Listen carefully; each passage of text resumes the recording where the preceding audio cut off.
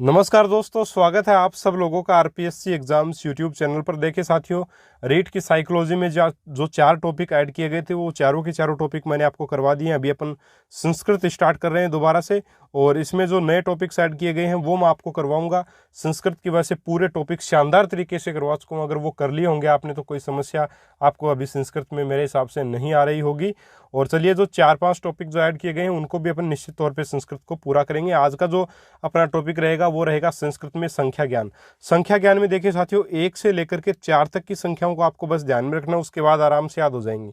कैसे याद होंगी, कैसे क्या करना है आपको बताने वाला हूँ, आराम से समझ आ जाएगा, कोई दिक्कत नहीं होगी।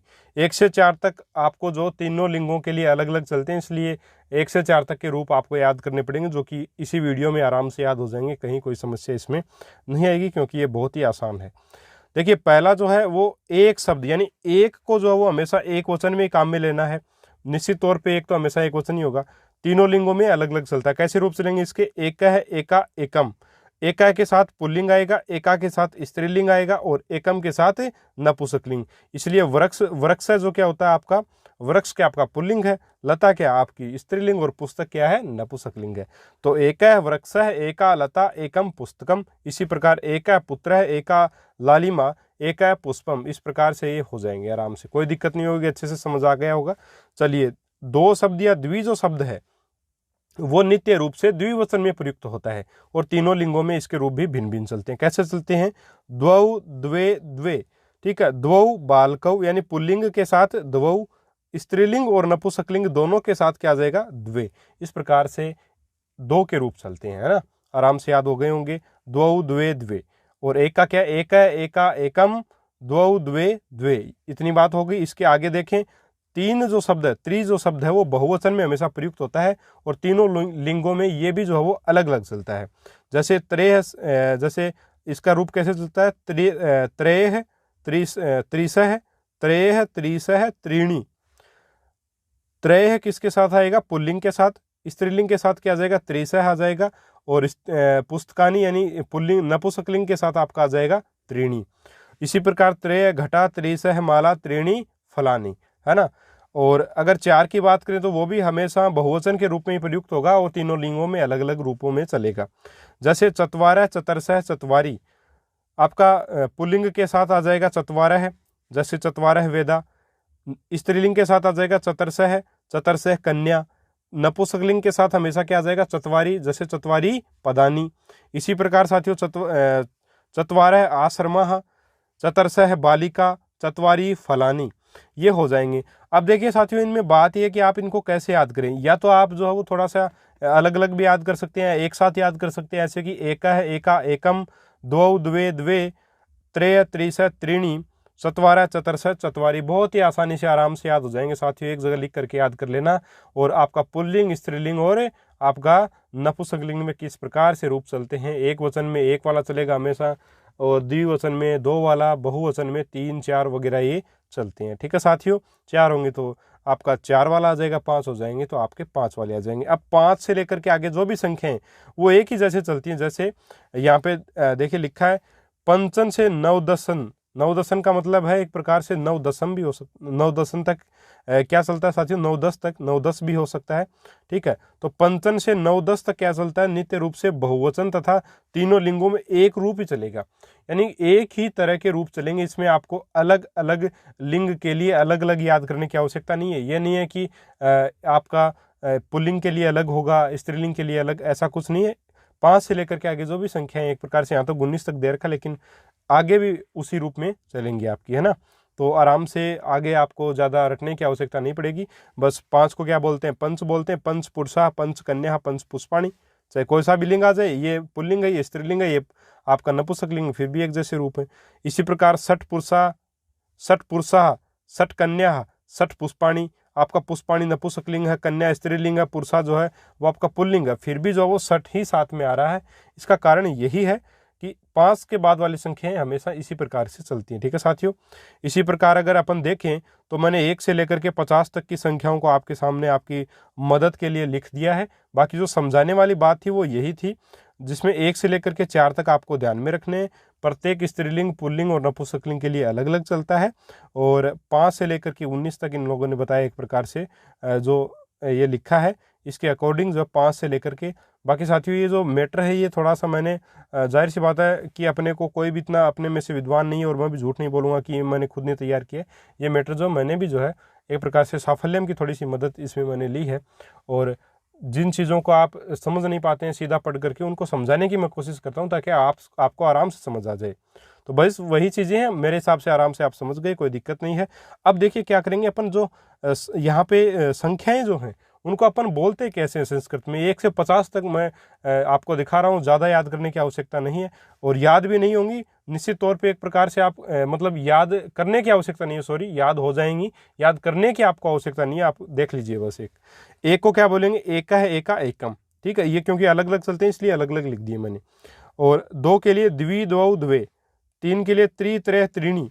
4 के लिए चत्वारी, चत्वारः, चतुर्षः, ठीक है। इसी प्रकार आपका 5 के लिए पंचम, पंच, सॉरी यहाँ पे 3 के लिए साथियों यहाँ पे थोड़ा सा, हाँ 3 के लिए गलत दिया हुआ है, त्रेह, त्रिसह, त्रीणी आएगा ये। और यहाँ पे त्रि, त्रेह, त्रीणी दे रखा है तो ये नहीं होगा, यहाँ पे आएगा आपका त्रेह, त्रिसह, त्रीणी, ठीक है। त्रीणी होगा शायद, जी हाँ त्रीणी आएगा, है ना। ये रूप आपको ध्यान में रखना है, ये थोड़ा सा गलती से लिखा गया, तो ये आपको 3 के लिए ध्यान में रखना है। तो ये 3 का रूप जो है वो ऊपर वाला आप यहाँ पे लिख सकते हैं। इसके अलावा 4 के लिए चत्वारी, चत्वारः, चतुर्षः, तो ये भी जो है वो थोड़ा सा गलत है, ये भी आपका चत्वारः, चतुर्षः, चत्वारी आएगा, थोड़ा सा उल्टा लिखा गया है। कोई दिक्कत नहीं साथियों, देखिए लिखा जाता है गलती से, तो इसको आप थोड़ा सा बदल लीजिएगा, इसको भी 4 वाले को भी उसके अकॉर्डिंग। फिर 5 को पंचम लिखते हैं या पंच लिखते हैं, 6 को षट लिखते हैं, 7 को सप्तम, 8 को अष्टम, 9 को नवम या नव, और 10 को आप दशम या 10 लिख सकते हैं। इसके अलावा बात करें, देखिए 11 को एकादश, 12 को द्वादश, 13 को त्रयोदश, 14 को चतुर्दश, 15 को पंचदश, 16 को षोडश, 17 को सप्तदश, 18 को अष्टादश, और 19 को नवदश या फिर एकोन विंशति बोलते हैं अपन।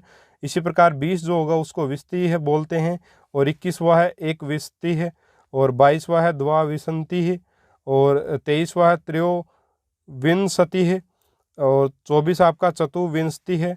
इस प्रकार से 25, 26, 27 ये सारे के सारे रूप चलेंगे, आपके सामने हैं। आप इनका स्क्रीनशॉट ले सकते हैं, या जल्द ही मैं इसकी PDF भी आप लोगों को अवेलेबल करवा दूंगा साथियों। आपका 50 का जो वो 65 के रूप में बिल्कुल एक जैसे ही रूप चलेंगे अपन।